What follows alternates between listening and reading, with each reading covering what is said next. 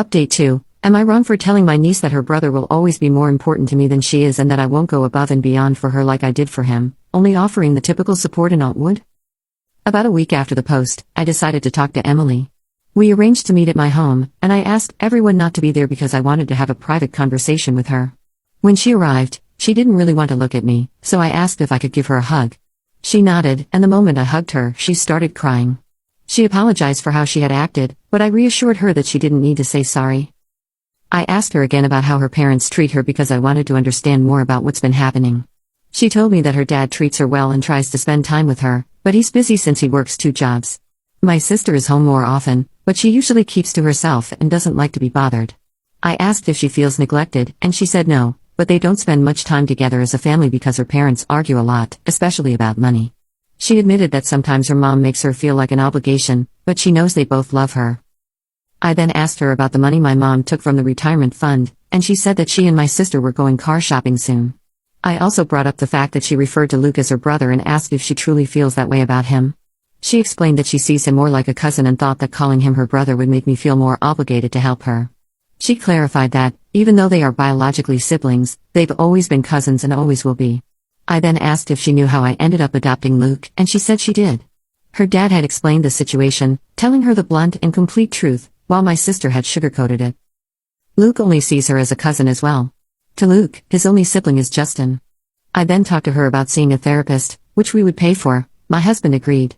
She said she would think about it. I also suggested that we could have a fun day out together on Saturdays, and she got excited about the idea. That weekend, we went on our first outing. We went to a restaurant she had been wanting to try, and we had a great time. Afterwards, I took her to a bookstore since she loves to read, and I bought her a few books she had been wanting. However, when Emily and I were supposed to have our second weekend out, I had to cancel because Justin ended up in the hospital. During football practice, he started wheezing a little and used his inhaler, but he didn't wait long enough. He was then tackled, which knocked the wind out of him and triggered a bad asthma attack. This happened on a Friday, and Justin stayed in the hospital until Sunday. Emily and I were supposed to go out that Saturday, so that morning I called her to cancel. Before I could explain why, she started yelling at me, accusing me of never caring about her, and then hung up. I tried calling her back, but it went straight to voicemail. I sent her a text saying I didn't mean to hurt her and that Justin was in the hospital, and we could reschedule our day for the next weekend. I never heard back from her and gave up trying to reach her after a few days. 2 days ago, my family and I were out for a family night when my neighbors called, saying they had contacted the police because someone was vandalizing one of our cars. When we got home, the cops were there, and it was Justin's car that had been vandalized. There were scratches, small dents, and paint on the car, along with 2 broken windows. My husband and I checked our security footage, and it clearly showed Emily and someone else vandalizing the car.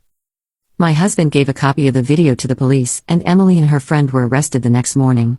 My sister and mom came to my house, screaming that I was ruining my niece's life and that if I loved her, I would drop the charges.